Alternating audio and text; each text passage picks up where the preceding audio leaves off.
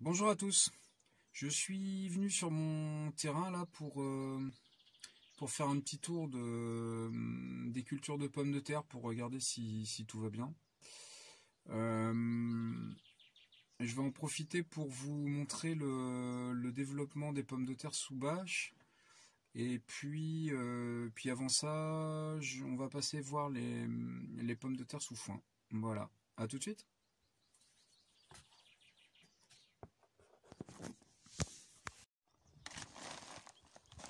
Ah, mais veux-tu la laisser tranquille, toi, là? T'as pas assez de place pour pousser, non? Pour répondre à la question d'un abonné, pourquoi est-ce que je veux trouver une autre technique que la culture sous paille? Enfin, sous paille, sous foin, sur ce qu'on a, quoi, hein, matière organique. En fait, c'est qu'il faut beaucoup de matière. Alors, on va regarder un peu. Ah, pousse-toi, là.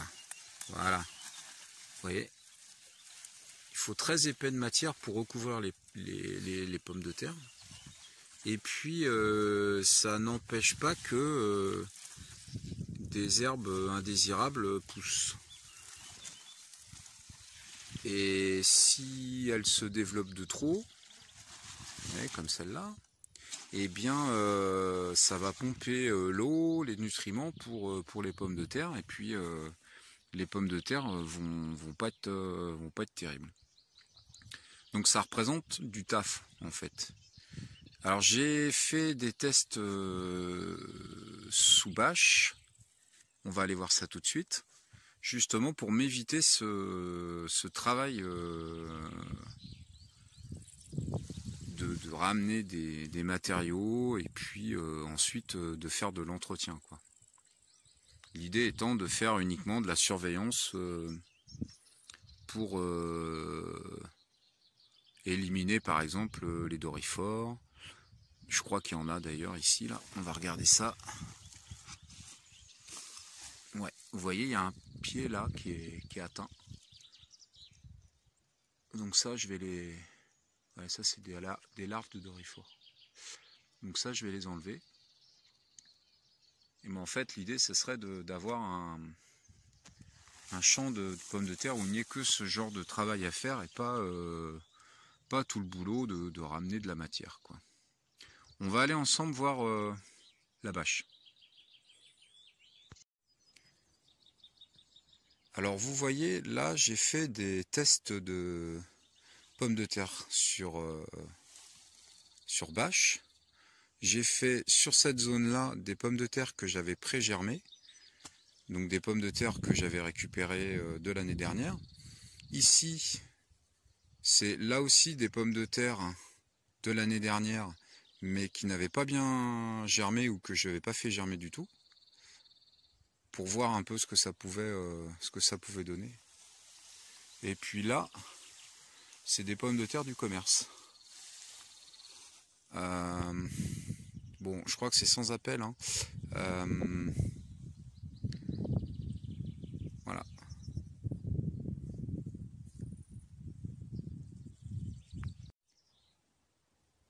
Donc la conclusion, c'est que ça pousse nettement mieux du côté pommes de terre du commerce.